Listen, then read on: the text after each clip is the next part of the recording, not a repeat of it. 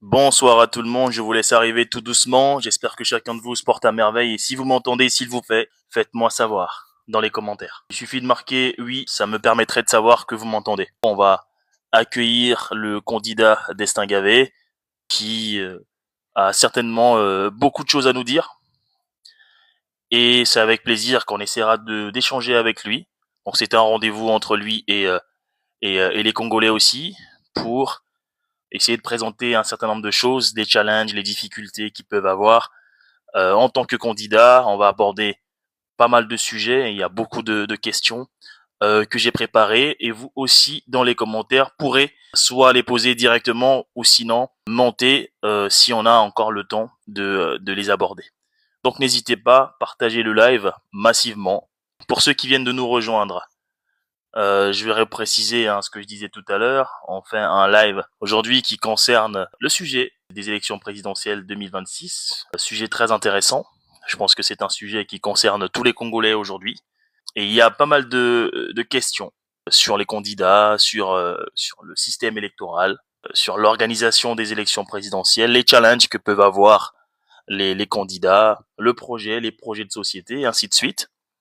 Et donc, toutes ces choses sont des sujets importants qui doivent arriver à la connaissance des Congolais. Bonsoir Modeuse, c'est qui l'homme du peuple, l'homme à la parole orthogonale? Ah, c'est intéressant ça. Ah, le choix parfait de Dieu. Alors là, c'est extraordinaire. Donc là, je vois que c'est Soldat 912 Merveille qui nous a sorti tous ces éléments-là. La parole orthogonale, franchement, je suis jaloux, hein. Elle est très belle celle-là. Peuple congolais, comme d'habitude, vous savez qu'ici, donc, on est dans l'espace du grand débat citoyen. Le grand débat citoyen, c'est notre rendez-vous hebdomadaire qui nous permet d'échanger sur des vastes sujets, des sujets très importants de notre pays, et surtout de donner la parole à toutes les personnes qui veulent s'exprimer en ce qui concerne la République du Congo. Et c'est ce que nous faisons ici. Et aujourd'hui, nous avons l'honneur d'inviter Monsieur Destin Gavet, qui est donc un homme politique. Et cet homme, en fait, est un jeune Congolais qui, depuis quelques années, essaie de faire des preuves, essaie de faire ses preuves, qui travaille. Et donc, il serait intéressant qu'on essaie de comprendre ce qu'il a à nous dire. Et surtout, moi, personnellement, j'ai beaucoup de questions déjà préparées pour ce personnage. Et c'est vrai qu'on ne s'arrêtera pas seulement à Monsieur Destin Gavet, mais il était quand même intéressant de commencer par ce personnage-là parce que il incarne aujourd'hui quand même le renouveau au niveau de la génération, la nouvelle génération de la politique congolaise. Donc, je vous invite à partager le live, à tapoter massivement. Notre invité ne va pas tarder à arriver, il fait quelques petits réglages. Une fois que c'est bon, vous allez le recevoir ici.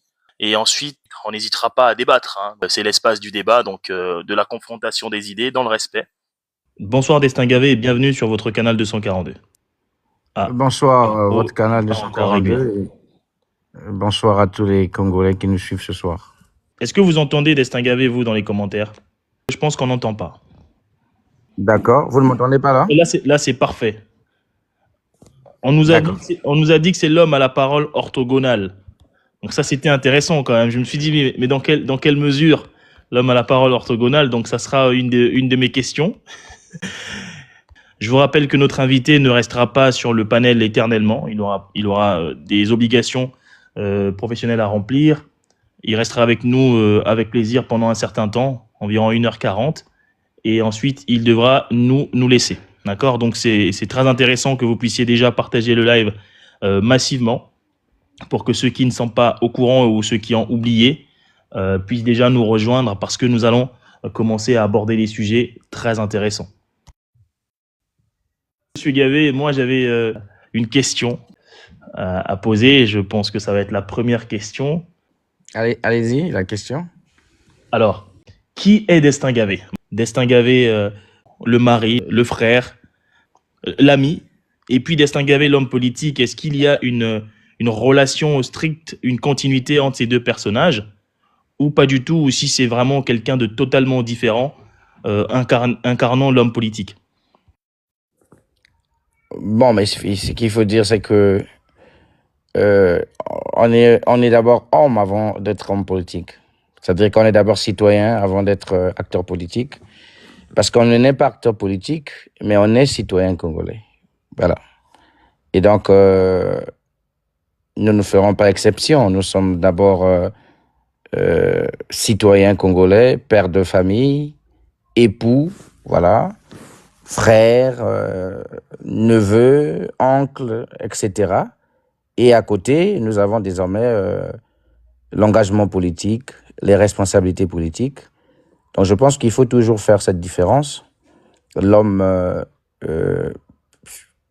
dans la casquette de citoyen et aussi l'homme dans la casquette d'un acteur politique. Une fois que cette différence est faite, ça vous permet même, vous, en tant qu'homme, de ne pas confondre. C'est-à-dire, lorsque vous êtes chez soi, à la maison, vous êtes avec votre femme et vos enfants, là, vous vous considérez comme père, comme époux, et une fois que vous sortez de votre portail, vous êtes considéré désormais comme un acteur politique, homme public.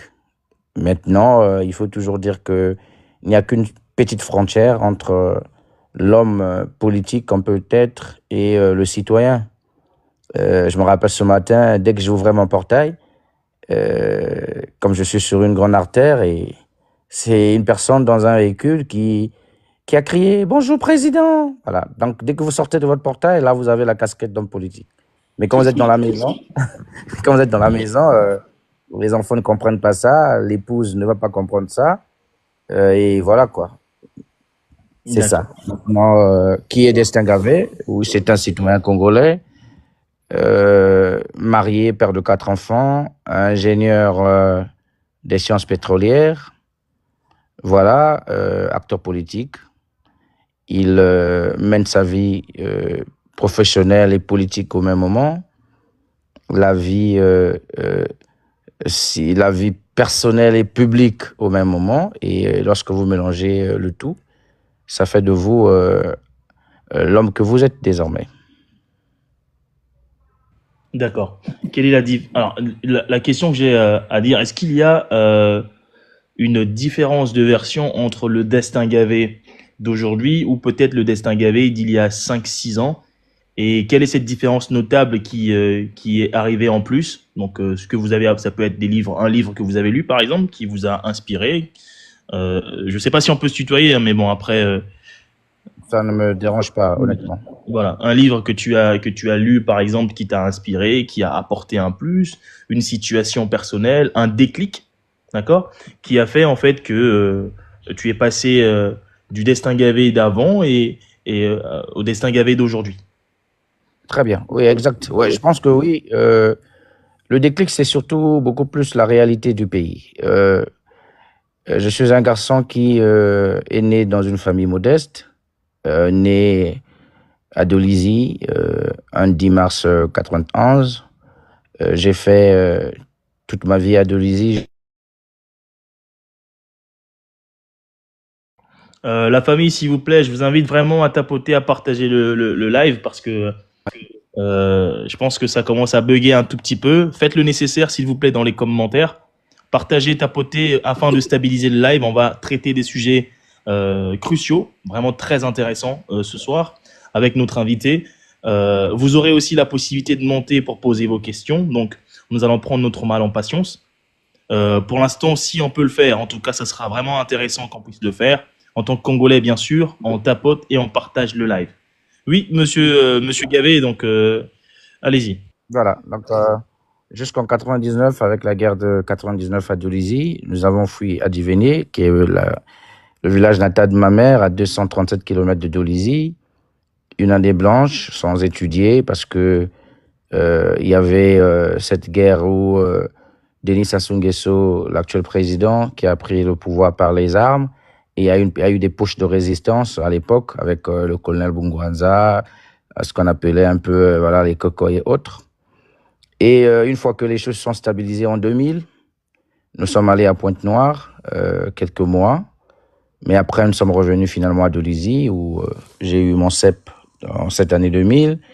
Et après, voilà, jusqu'à l'obtention de mon bac, je suis allé à l'étranger, je suis revenu. Mais déjà, il faut dire que Je remarquais déjà que, en tant que jeune garçon, je supportais rarement les injustices, même au niveau de l'école, on voulait brimer un élève, même lorsqu'on est arrivé au lycée, on nous a baptisés et nous aussi, l'année suivante, on avait tendance à vouloir baptiser les nouveaux venus, mais j'étais toujours celui-là qui empêchait un peu les amis de lancer du foufou sur les jeunes qui Le arrivaient. protecteur Et donc, d'esprit, on va dire.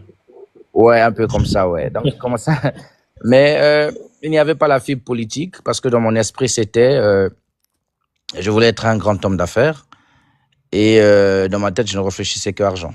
D'ailleurs, quand j'ai terminé mes études, je me suis vite lancé dans les affaires. J'ai commencé, voilà, j'ai créé ma société en 2015.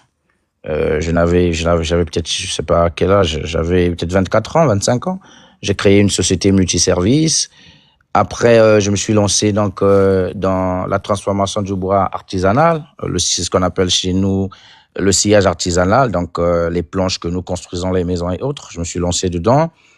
Après, j'ai diversifié un peu de l'agriculture, etc. Jusqu'à 2016, j'ai vu un peu le changement de la Constitution. Il faut le dire que à l'époque, j'étais pas dans la politique, mais mon frère y était. Et donc, de façon indirecte, je lui témoignais tout mon soutien. Et là, le changement de la Constitution, j'ai vu un peu comment ce que c'était violent, il faut le dire. Il y a eu cette élection de 2016. Et dès que ces deux événements, il faut quand même dire que ça m'a beaucoup touché, ça m'a marqué.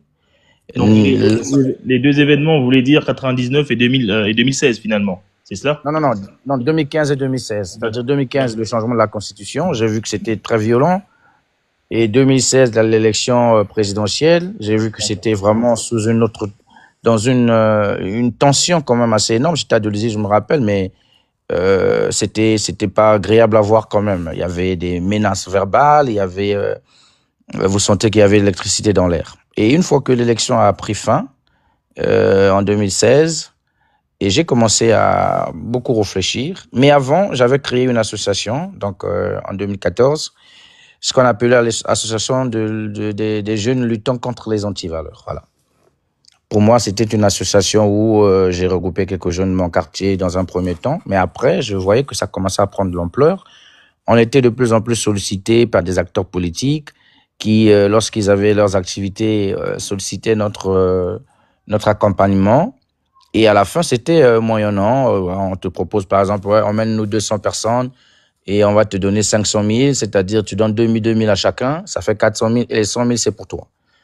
Bon, on le faisait parfois dans l'ignorance et après, j'ai compris, mais pourquoi les acteurs politiques utilisent souvent les jeunes, mais après, une fois que les activités terminées, chacun prend son chemin et ce sont les jeunes qui restent dans la même précarité. Et donc, ça commence à m'interpeller. Et donc, c'est finalement vers la fin de l'année 2016 que j'ai commencé donc avec un ami à rédiger donc les statuts du parti. On a rédigé les statuts, on a rédigé le règlement intérieur, tout ce qui allait avec. Et donc, en début d'année 2017, je me suis rendu donc à la préfecture du Niari pour prendre les renseignements sur la création d'un parti politique. Qu'est-ce qu'il faut? Quelles sont les conditions? Je suis allé, on m'a donné l'ancienne loi de 2006 sur les partis politiques. J'ai lu, j'ai vu les conditionnalités et donc j'ai regroupé quelques amis pour que nous puissions donc tenir l'Assemblée générale constitutive. C'est ce qui a été fait. Et à l'issue de cette Assemblée générale, j'ai été porté donc à la tête du parti. Et nous sommes à peu près au mois de juin 2017. Après l'élection législative est arrivée, on a fait surseoir un peu le projet. Et une fois que l'élection législative de 2017 terminée, j'ai réuni ce qu'il fallait parce qu'il fallait préparer des attestations de moralité fiscale, les casiers judiciaires, etc., toute la paperasse. Et donc, c'est en août 2017 que je suis allé donc au niveau de la préfecture du Niari. D'accord. Avec 5 autres amis pour déclarer la création du parti. Et 2 jours après, on nous a délivré l'attestation d'enregistrement. Et donc, le parti était en voie de création. Il fallait maintenant remplir toutes les conditions qui vont avec.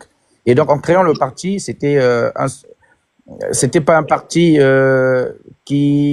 c'est-à-dire qu'on s'est inspiré un peu de ce qui se faisait ailleurs et on s'est dit, on va porter notre voix, on va dire des choses sans filtre et nous nous sommes lancés. J'avoue que c'était pas facile, mais après, avec le temps, les gens commencent à comprendre. Et aujourd'hui, je pense que 8 ans plus tard, on ne peut pas regretter cette belle aventure que nous avons eue. D'accord. Donc finalement, si je comprends bien, c'est parti donc d'une association de jeunes et d'une forme de prise de conscience en fait de certaines valeurs, on va dire, voilà que la situation finalement ne changeait pas hein, forcément après les élections présidentielles, étant donné que le rôle que vous aviez ou que d'autres jeunes aujourd'hui peut-être font, c'était donc de mobiliser d'autres jeunes Congolais afin comment dire, De mettre à la disposition des hommes politiques, en quelque les sorte. mettre à la disposition, quand même, c'est très fort quand même ça. Mais c'est intéressant que vous puissiez avoir ce parcours-là parce que ça vous donne quand même du recul sur le fonctionnement de ce type de pratique qui ne sont vraiment pas démocratiques, faut le dire. Mais Ouais. donc mais finalement ça fait quand même beaucoup de déclics. En gros, est-ce que vous auriez dit quand même que vous étiez destiné entre guillemets à le faire? Pourquoi je dis ça? Parce que il y a d'abord donc Destin Gavé à l'école qui protège entre guillemets les plus faibles, donc qui veut apporter une certaine stabilité, un équilibre, un soutien. Et puis il y a le Destin Gavé, donc homme d'affaires. Finalement, l'homme d'affaires entre guillemets ou entrepreneur, c'est quelqu'un qui veut être son propre chef, forcément. Surtout qui veut aussi apporter de la valeur. Parce que l'entrepreneur, ce qu'il fait, c'est qu'il apporte aux gens une expertise, un service, en échange d'une contribution monétaire proportionnelle au temps hein, qui a été alloué. Et donc, du coup, c'est peut-être un parcours, est-ce que vous direz que c'était un parcours finalement qui vous prédestinait à être un acteur politique? Très brièvement. Alors, je pense que rien n'est dû au hasard, honnêtement. Vous savez, même les noms que nous donnons aux enfants ont toujours des significations. Ah, Destin, par exemple. Ouais, les noms sont significatifs. Mais moi, j'ai grandi dans une famille chrétienne. Ma mère est une fervente chrétienne et nous avons été baptisés très tôt dans le christianisme. J'ai été baptisé dans une église pentecôtiste. Et pour ceux qui connaissent cette église, c'est une église qui, très honnêtement, expérimente le Saint-Esprit. C'est-à-dire là-bas, on vous fait des révélations sur votre vie, mais de façon incroyable. Vous avez Je me eu rappelle, une révélation, vous? je me rappelle, oui, je vais raconter une petite anecdote. Je me rappelle lorsque j'étais en cinquième, je pense, en cinquième, je me suis fait baptiser. Et à la Pentecôte, lorsque vous arrivez, il y a des gens qui prient pour vous avant que vous n'accédiez dans le temple. Et quand la personne prie pour vous, la personne peut avoir des révélations. Alors, un jour, je suis allé prier. On est allé à l'église avec maman et il y a une dame qui a commencé à prier pour moi. Et cette dame a fait une prophétie, 2 prophéties d'ailleurs. La première, elle a dit à ma mère que ton fils là, lorsqu'il aura son bac, il va aller étudier en RDC. Et la deuxième prophétie, elle a dit, cette dame a dit à ma mère, ton fils là sera, elle a dit en Kituba, c'est-à-dire que Ankevanda chef à Boalé. Elle a dit ça comme ça. Alors, moi, quand j'ai écouté RDC aller étudier, je te dis que j'étais très révolté. J'ai dit, mais quoi? Moi, j'envisage d'aller étudier en Europe et on me parle de la RDC. Qu'est-ce que cela signifie? Et donc, les années sont passées. J'ai obtenu mon bac en 2010. Et lorsque j'ai mon bac, nous avions entamé des démarches pour que j'aille étudier en Ukraine. Nous avons commencé les démarches. Nous avons commencé à faire ce qu'il fallait. J'ai eu mon passeport. Après, on a eu quelqu'un qui demandait 2 millions pour que le voyage ait lieu. On a commencé à avancé dans le dossier, mais après le dossier a coincé, il s'avérait que ce monsieur était un grand escroc, etc. Et donc, le projet est tombé dans l'eau. Et lorsque le projet tombe dans l'eau, moi, je suis en quelque sorte déçu, parce que moi, je connaissais les réalités de l'université Mariam Gwabi, je ne voulais même pas y aller. Alors, d'autres me disaient, ouais, il faut aller faire des concours, NSP, l'INSA. Dans ma tête, ce n'était pas ça. Et un bon matin, mon frère aîné, Juste Bernardin Gavé, il m'appelle, il me dit, mon petit, j'ai un ami qui est en République démocratique du Congo.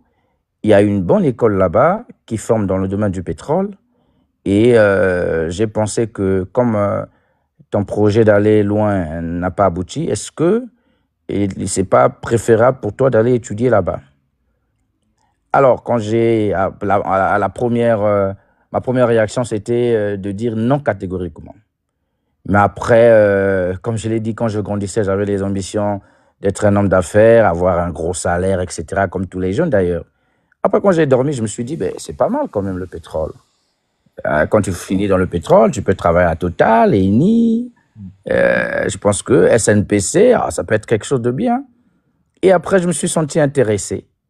Et j'ai finalement dit à mon frère de prendre un peu plus d'informations. Et donc, j'ai quitté Dolisie, je suis arrivé à Brazza. Je lui ai dit, bon, je n'accepte pas, mais on va faire une visite d'inspection. Nous sommes allés donc en RDC, on a visité. Bon, lui-même, il était étudiant à la fac de droit. Nous sommes allés, j'ai vu l'école, j'ai pris des renseignements et finalement, j'ai accepté et je me suis fait inscrire. Et donc, je suis allé faire cette formation. Mais c'est quelques 2 ans plus tard que je me suis rappelé donc de la prophétie que cette dame avait dite à ma mère à l'époque, que ton fils, quand il aura son bac, il va aller étudier en RDC. Chose que j'avais catégoriquement refusée à cette époque parce que je ne voulais pas de ce pays. Donc, je pense que oui, chacun de nous est prédestiné à quelque chose. Maintenant, la grande question, c'est de savoir, vous êtes prédestiné à quoi? Une fois que vous avez mis la main sur ce que vous êtes destiné, sur votre destin, je pense que si vous y travaillez et si cela a été destiné, notamment avec le concours de Dieu, je pense que les choses arrivent. Donc, je pense que effectivement, j'ai été programmé, je pense bien, à être un acteur politique.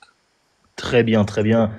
Franchement, très intéressant. Un beau parcours quand même pour un jeune Congolais. C'est intéressant. Il y en a beaucoup aussi qui ont ces parcours-là, mais comme tu as pu le dire, hein, il faut trouver à quoi on est prédestiné. Et c'est pas toujours évident à savoir.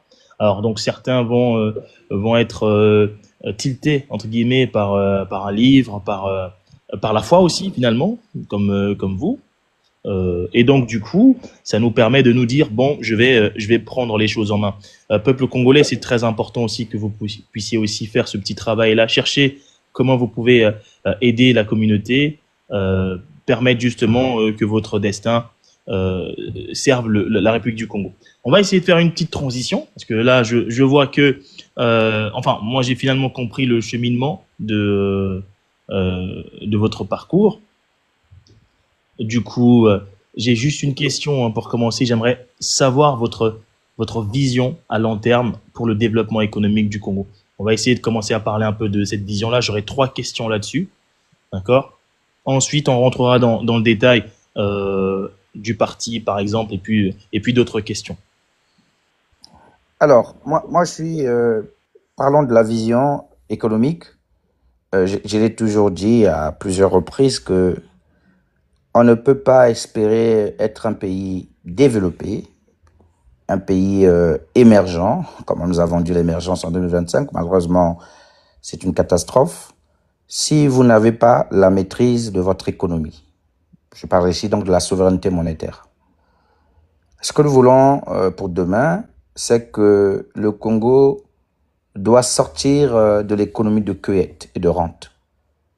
Aujourd'hui, nous avons une économie de cueillette et de rente, c'est-à-dire que même un enfant du CM2, très honnêtement, qui a toutes ses facultés, peut diriger notre pays. C'est-à-dire aujourd'hui, il n'y a pas un effort qui est fait sur le plan économique.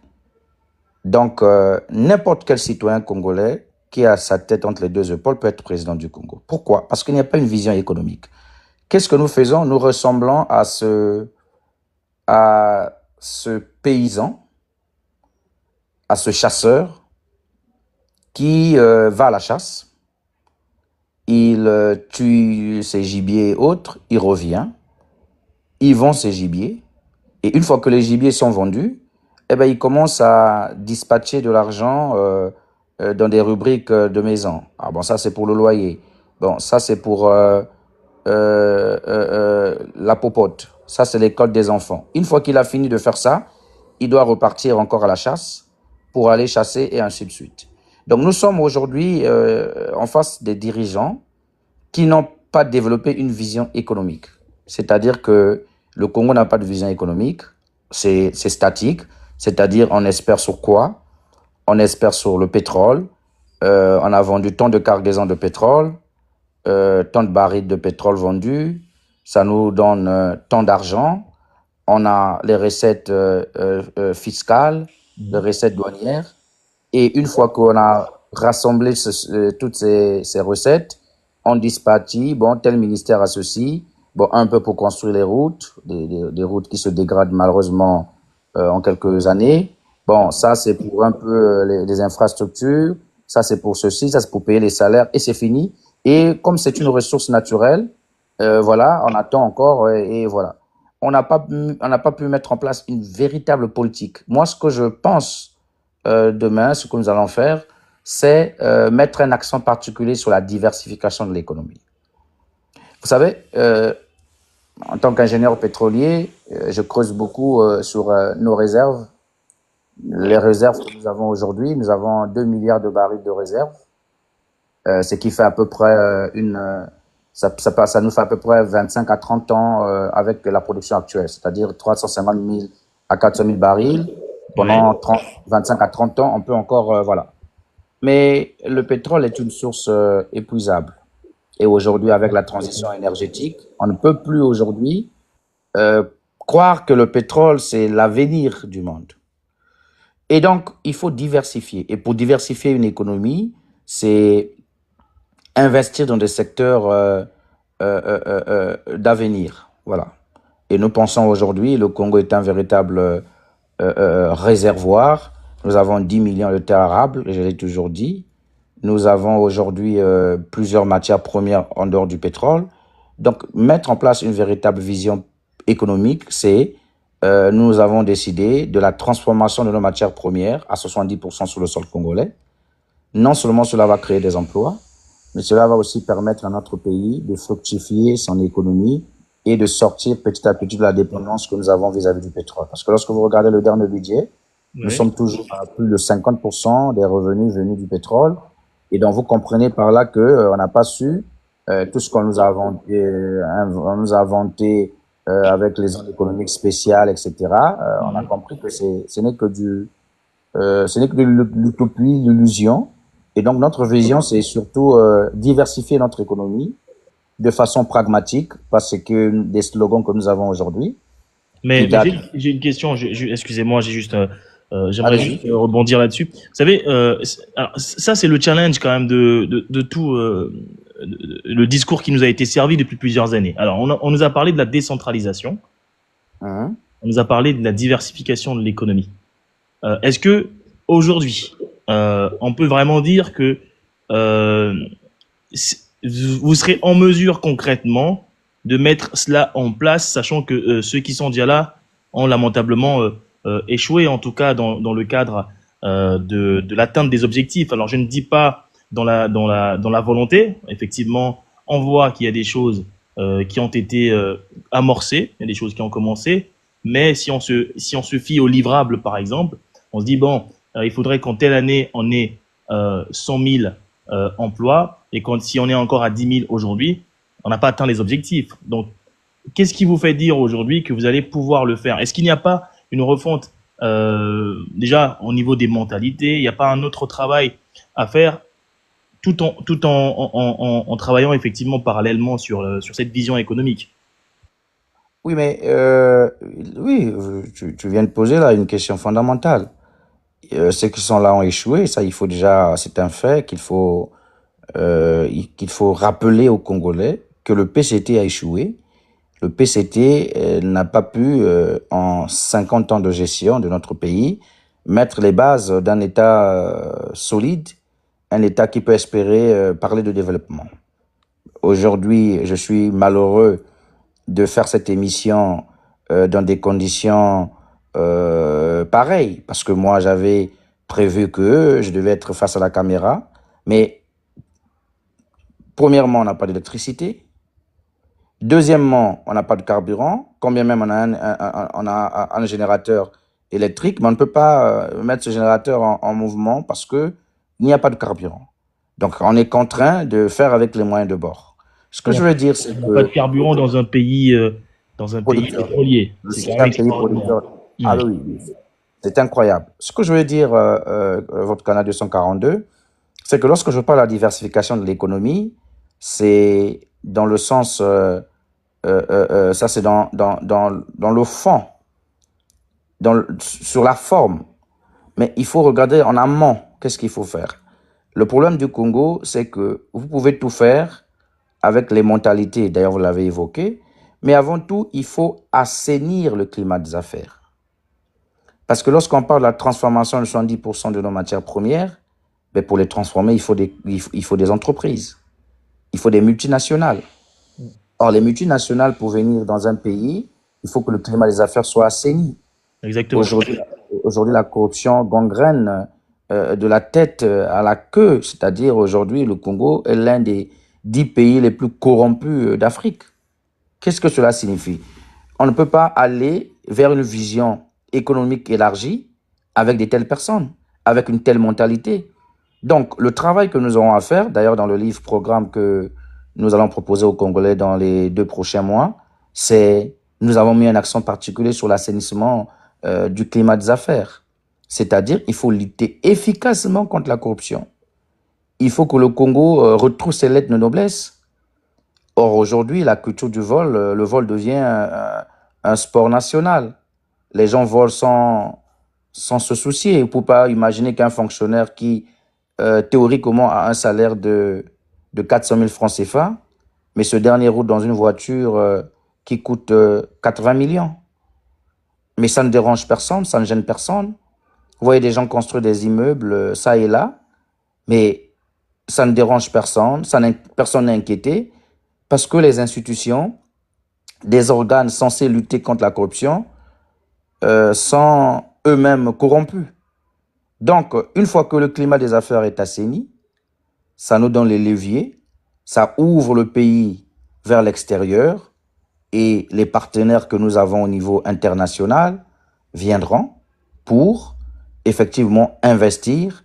Et une fois qu'ils ont investi, ça nous permet de créer des emplois de masse pour les jeunes, parce qu'aujourd'hui, la jeunesse congolaise tire le diable par la queue.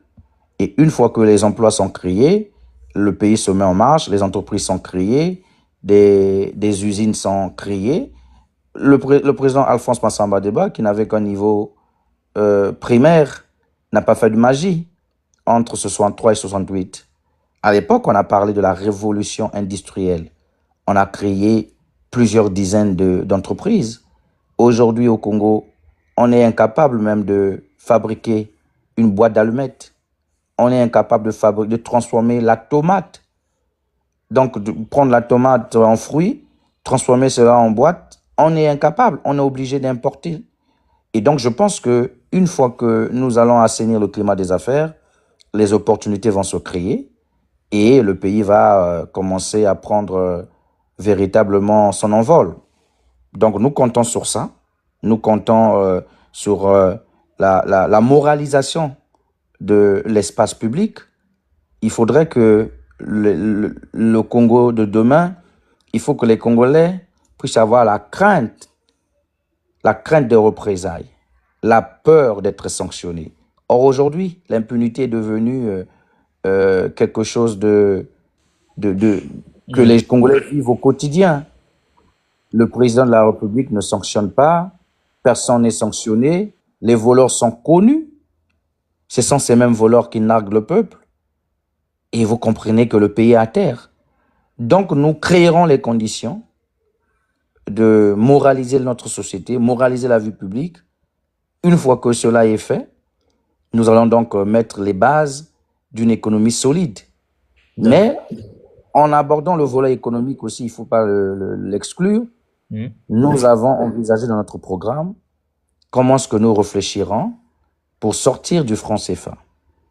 Parce que pour nous, au-delà du vol, du pillage que les dirigeants actuels font preuve, mais la question du franc CFA aussi pose désormais problème dans la plupart des pays. Si vous remarquez, dans les 14 pays où on utilise cette monnaie, le développement est assez difficile. Soit c'est un endettement où certains pays comme le Congo atteignent 100% du produit intérieur brut, soit c'est des pays qui vivent dans une précarité, les populations de ces pays vivent dans une précarité inouïe. Quand vous prenez les pays comme le Tchad, vous n'allez pas dire que c'est un pays aujourd'hui qui peut être une référence. Quand vous prenez les pays comme le Gabon aujourd'hui, l'endettement ne fait que s'accroître. Le Congo, n'en parlons plus, le Cameroun, la même chose. Donc je pense qu'à un certain moment, il faudrait que nous réfléchissions. Nous allons soumettre cela à nos pairs africains à un moment donné. Est-ce qu'il faut créer une monnaie commune propre aux Africains? Est-ce qu'il faut créer une monnaie sous-régionale avec des standards internationaux? Est-ce qu'il faut partir vers une monnaie unique, la monnaie congolaise?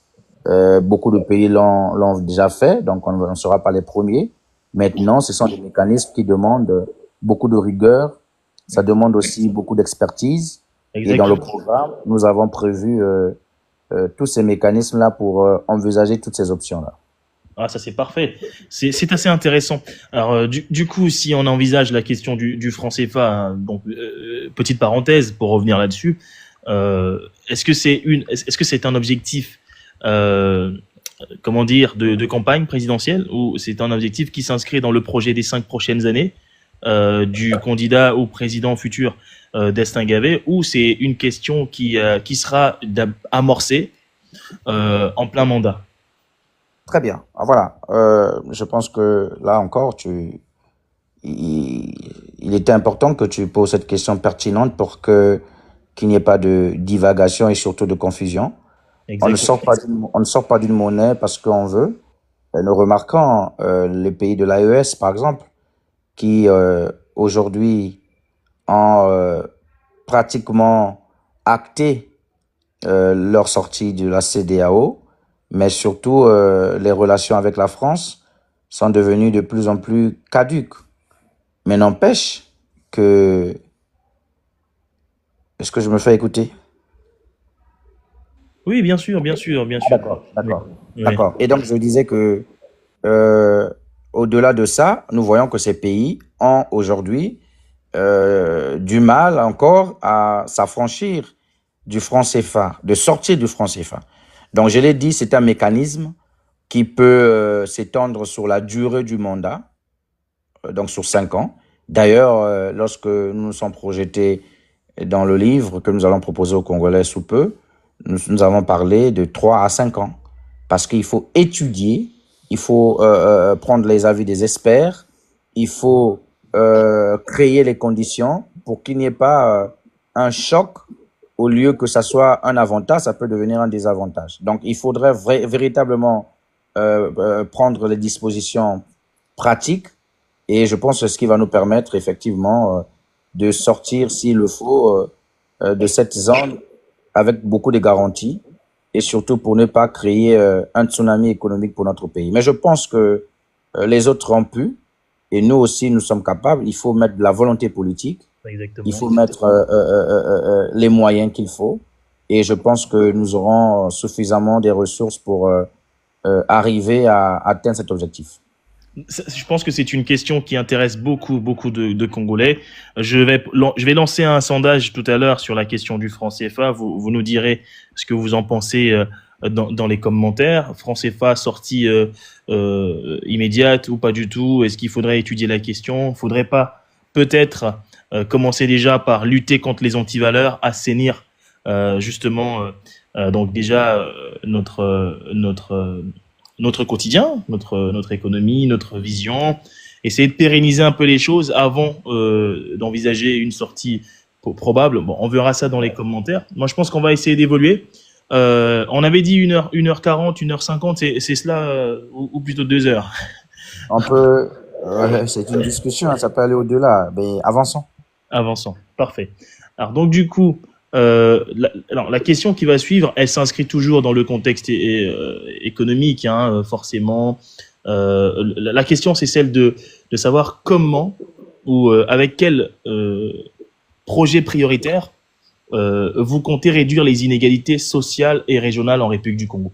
Il faudrait le dire quand même que d'un village ou d'une ville à une autre, on arrive à constater de vraies inégalités sociales, par exemple dans le cadre de l'éducation, pour les infrastructures éducatives. On peut le constater aussi sur les infrastructures hospitalières. Alors, qu'est-ce que vous avez comme mesures prioritaires? D'accord, ça peut être 3, 4, 5 mesures prioritaires.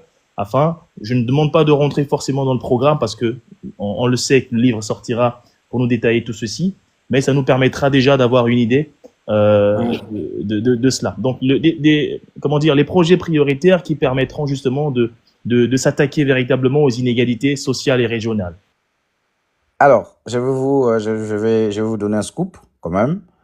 Le livre que nous allons proposer aux Congolais est constitué d'à peu près 26 chapitres, je pense, 26 à 27 chapitres. Et nous avons un chapitre intitulé « L'origine du mal », le tribalisme et le népotisme. Alors, pourquoi nous avons mis un accent particulier sur le tribalisme et le népotisme? Vous avez vu récemment votre canal 242, je pense qu'il y a, ça va faire peut-être l'année passée, je pense, où les Congolais ont eu le malin plaisir de faire une comparaison entre une école qui avait été construite par la CNPC, je pense, à Pointe-Noire, à Siafoumou, si ma mémoire ne me trahit pas, et on a vu une école aussi bâtie par la CNPC à Oyo.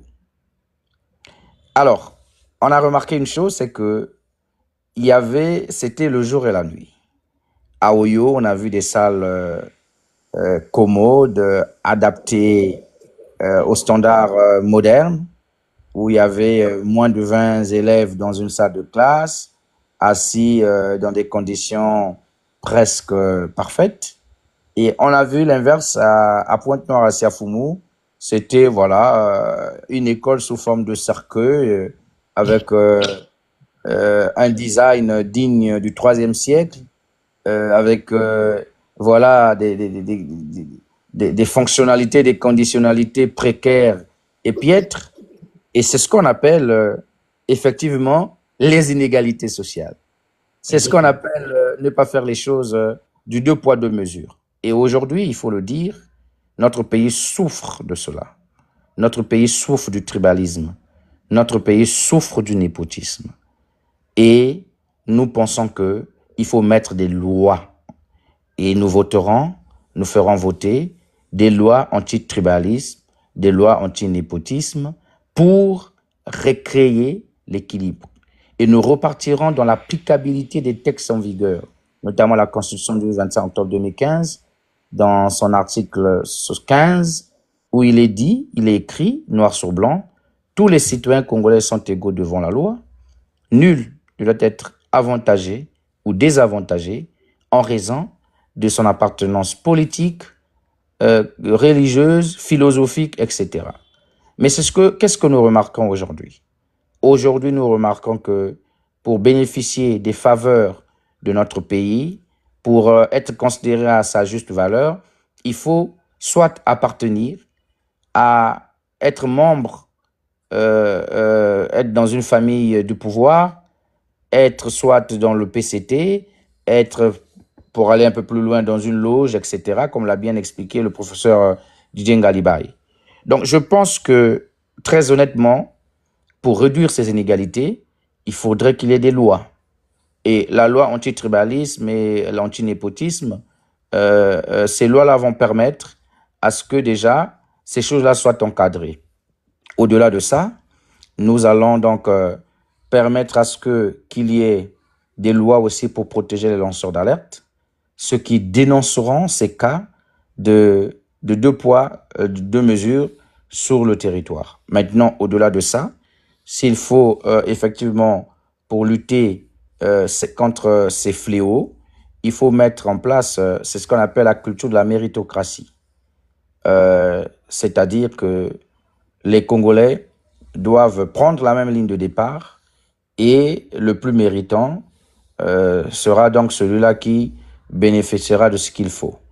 Et pour ce faire, il faut mettre de l'ordre dans ce qui est dans l'éducation, avec les concours d'entrée dans des écoles de formation, des concours d'entrée à la magistrature, parce que tout commence par là.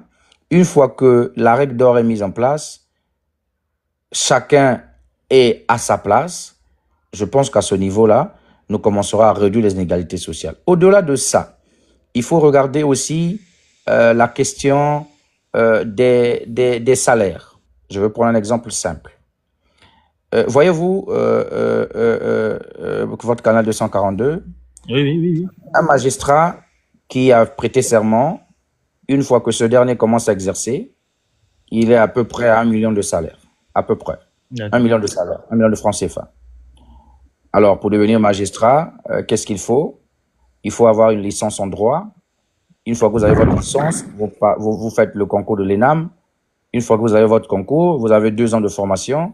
Donc, ça vous fait à peu près 5 ans d'études universitaires. Vous prêtez serment et c'est fini.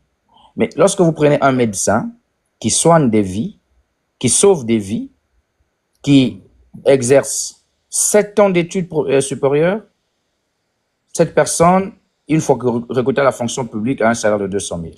Oui, vous comprenez par là que... 7 ans sans compter les spécialisations, bien sûr. Exact. Si vous prenez 2-3 ans de spécialisation, voyez-vous où est-ce que nous en sommes. Donc, vous comprenez par là, c'est une forme d'injustice qu'il faut réparer. Vous prenez les députés. Un député qui gagne 6 millions de francs CFA. Alors qu'à côté, vous avez le SMIC congolais qui est aujourd'hui désormais à 70 000 francs CFA. Mais qu'est-ce que vous pouvez faire avec 70 000 au Congo? La vie devient extrêmement chère. Vous voyez la différence entre celui-là qui gagne 70 000 ou 100 000 francs et l'autre qui gagne 6 millions comme ça.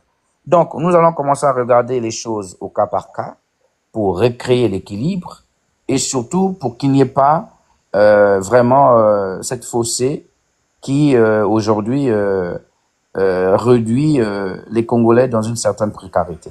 Donc, nous allons regarder tous les aspects et nous irons le plus souvent dans les états généraux pour évaluer, diagnostiquer et surtout réadapter un certain nombre de choses pour permettre à ce que les inégalités sociales cessent. Moi, j'ai une question. Allez-y. Juste, je vous laisse terminer là-dessus et puis je voudrais vous relancer sur la loi anti-tribalisme. J'aimerais savoir comment est-ce qu'elle s'applique et on reviendra là-dessus. Alors, la loi anti-tribalisme, ça veut dire, il y a plus de détails dans le livre, mais ce qu'il faut dire, par exemple, c'est que on va dans des portails, il y aura des portails de recrutement, par exemple, où nous allons empêcher aux gens, par exemple, de décliner dans un premier temps leur identité. C'est-à-dire, on n'est pas obligé de dire où est-ce qu'on est, on vient d'où, on est issu de quel département. C'est-à-dire que sur l'identification, on pourra exclure un certain nombre d'informations pour créer l'équilibre, d'une part, mais aussi dans l'applicabilité, c'est-à-dire que nous empêcherons, par exemple, la loi sur le tribalisme, le népotisme, à un membre du gouvernement, par exemple, d'employer dans son cabinet, par exemple, ou bien dans son ministère, plus de 10 personnes issues de son département d'origine. Parce que nous avons compris une chose, si vous circulez dans tous les cabinets ministériels, opposition comme pouvoir, même les opposants qui crient aujourd'hui, une fois qu'on les met au gouvernement, ils rentrent au gouvernement, ce sont les mêmes aussi qui appliquent les mêmes pratiques. Vous trouverez un cabinet ministériel où il y a des ressortissants issus d'un seul village, issus d'une seule ville, issus d'un seul département. Et donc, nous allons empêcher ça en encadrant cette loi pour permettre à ce que tous les Congolais puissent avoir les mêmes chances pour effectivement espérer Réussir. faire partie de l'élite. Et quand vous regardez, par exemple, nous avons remarqué dans notre pays, ça il faut le dire, sur la base de quoi les généraux sont nommés? Dites-nous. Si vous remarquez, si vous prenez le Congo, si vous prenez la liste des généraux que nous avons au Congo, vous avez près de 80% des généraux congolais qui sont sortis, qui sont issus de la partie septentrionale du pays. 80% des généraux. Ah oui, Si vous voyez, monsieur, votre canal 242, depuis la sortie de la guerre, oui. depuis 97, que le président Denis Sassou Nguesso est revenu aux affaires, on n'a jamais vu un ministre des Finances qui n'est pas sorti, qui n'est pas de la partie septentrionale du pays. En dehors, je fais ici une parenthèse de Mathias Nzan, qui était ministre des Finances entre 97 et 2002. C'était la période de transition. C'était une récompense parce qu'il avait soutenu la rébellion, il avait soutenu le pouvoir actuel. Mais de 2002 à aujourd'hui, tous les ministres des Finances sont issus de la partie septentrionale du pays. Alors, on ne va pas dire que les Congolais issus de la partie sud du pays ne sont pas intelligents. Mais ce n'est pas tout. Si vous prenez par exemple la Société nationale des pétroles du Congo, SNPC, depuis la création en 98, tous les directeurs généraux sont issus de l'axe Olombo, Oyo, Bunji. Tous les directeurs généraux de la SNPC depuis 98. C'est l'axe Olombo, Oyo, Bunji. Donc ça veut tout simplement dire que il y a un problème. Si vous prenez certains ministères régaliens, vous allez constater la même chose. Le ministère des Affaires étrangères. À un moment donné, on a eu les Basile Ekwebe, là on a les Ngakoso. C'est toujours des Congolais issus de la partie septentrionale. Nous ne sommes pas contre cela. Nous ne sommes pas contre nos Congolais, nos compatriotes, mais nous comprenons juste que on a tendance à privilégier une partie des Congolais sur les autres. Si vous prenez la Direction générale des impôts, la Direction générale des douanes, vous trouverez toujours des Congolais issus de la partie septentrionale du pays. Les régies financières, le Trésor, vous n'allez pas voir un Congolais issu de Pointe-Noire, de Dolisie, de Sibiti, de Nkaï, de Kinkala, du Poul, etc. Complètement. Mais ça, ah oui, mais vous comprenez par là que c'est une injustice incroyable.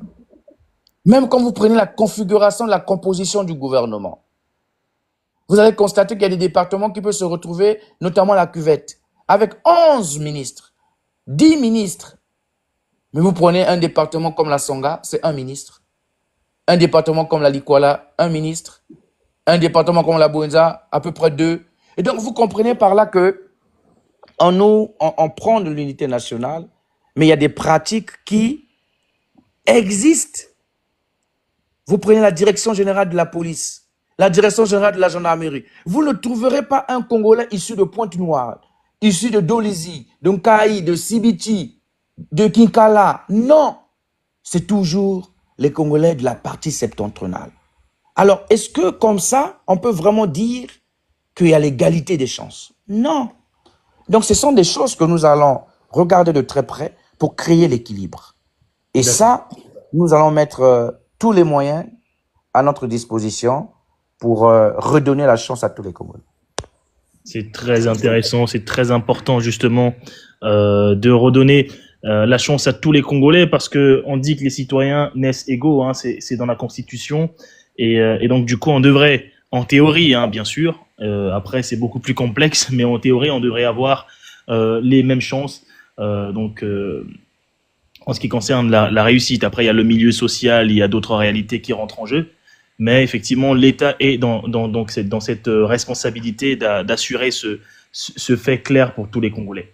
Donc, si je comprends bien et que je revienne sur la loi, parce que moi j'ai complètement compris hein, le fait de lutter contre les antivaleurs, de pouvoir équilibrer un peu.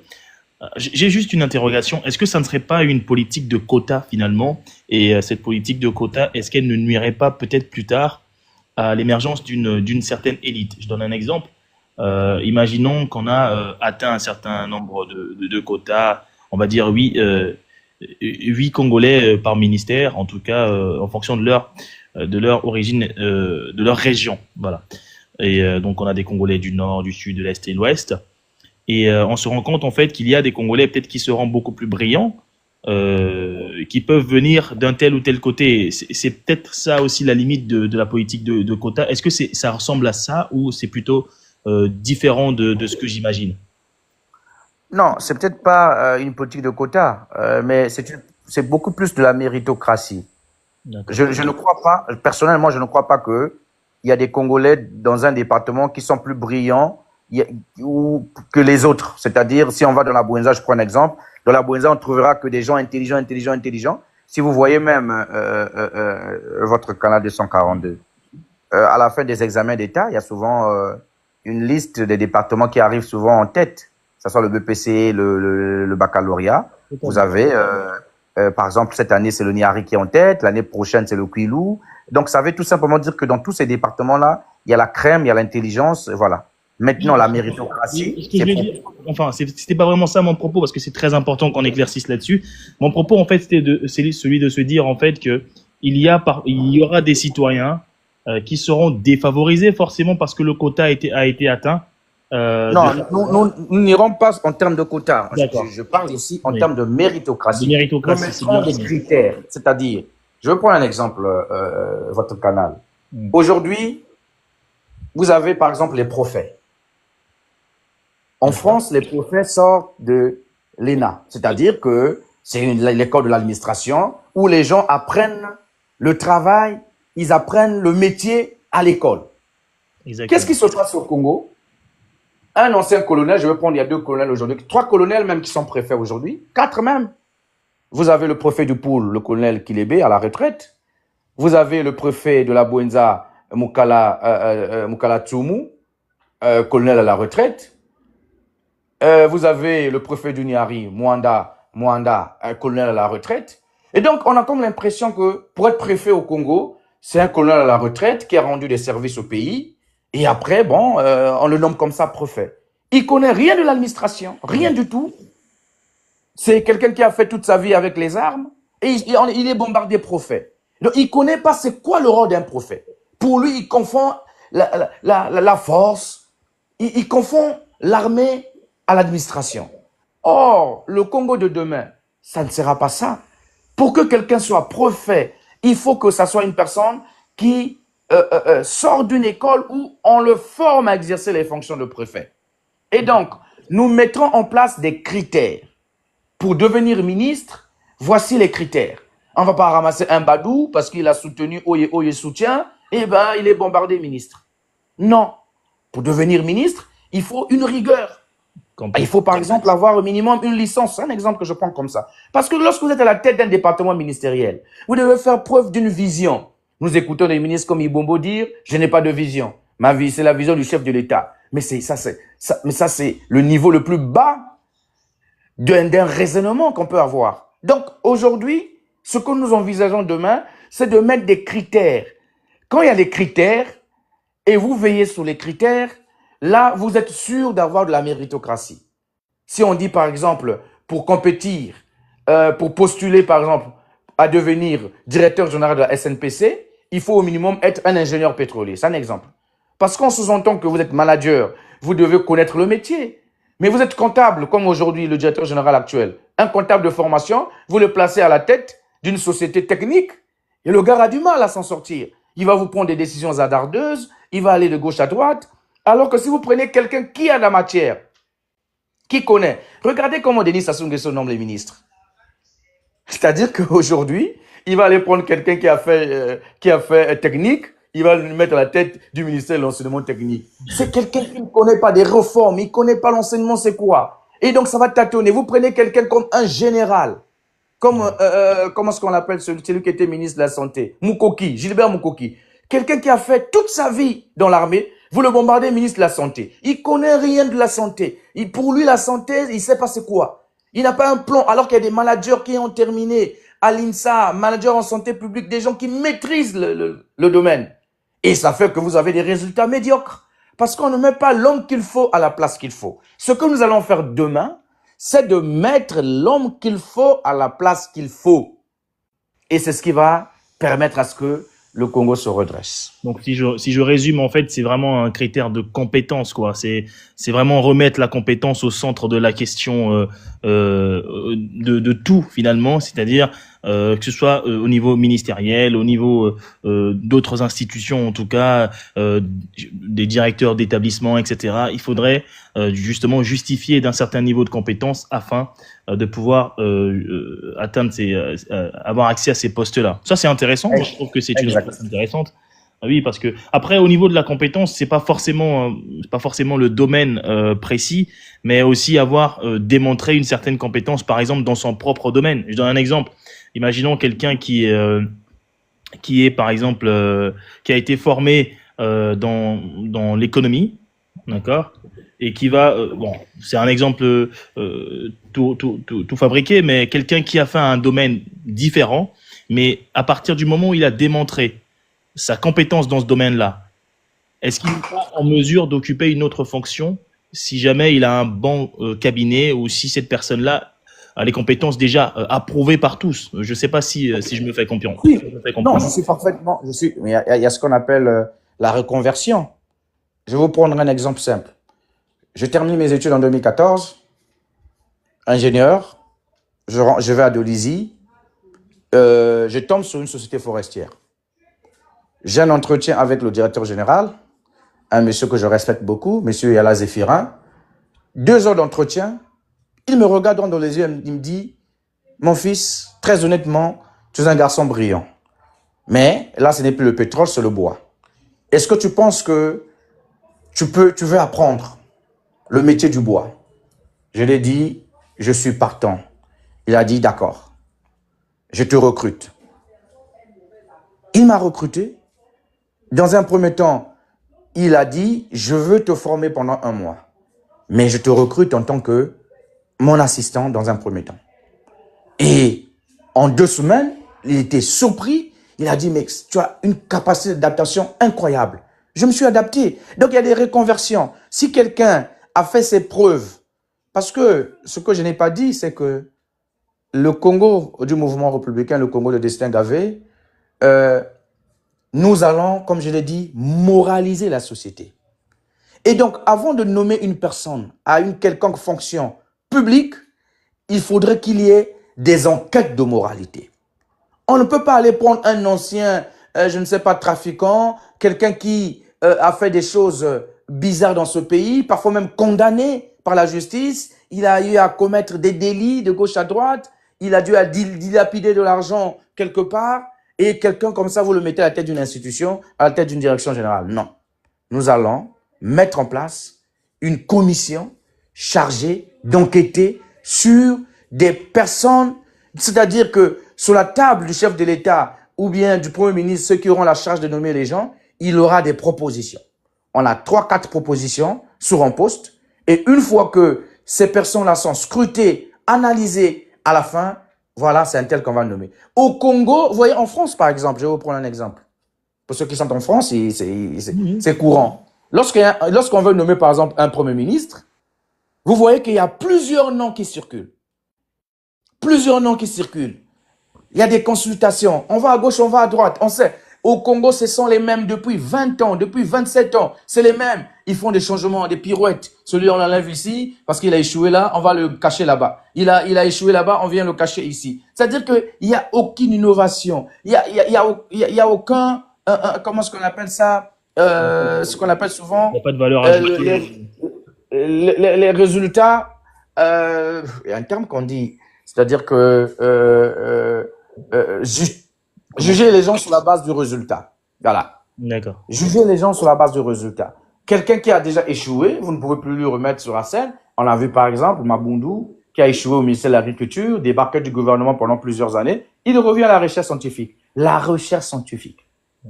Là où on est censé expérimenter la science et la technologie, regardez, aujourd'hui le monde est en train d'aller à 1000 à l'heure. Non, on va ramasser quelqu'un qui a échoué quelque part, ben, on va le remettre sur la scène publique. Donc, nous allons moraliser, nous allons enquêter. Une fois que la personne est nommée, même le citoyen devant sa télé, lorsqu'il voit que X a été nommé ministre, X a été nommé directeur général, les gens diront, ah oui, celui-là, je pense que c'est bon. Mais quand on va ramasser n'importe qui en nom parce qu'il y a des accointances de famille, de loges, de partis politiques, etc. Et c'est ce qui a plongé le pays aujourd'hui dans les profondeurs de l'abîme. Exactement.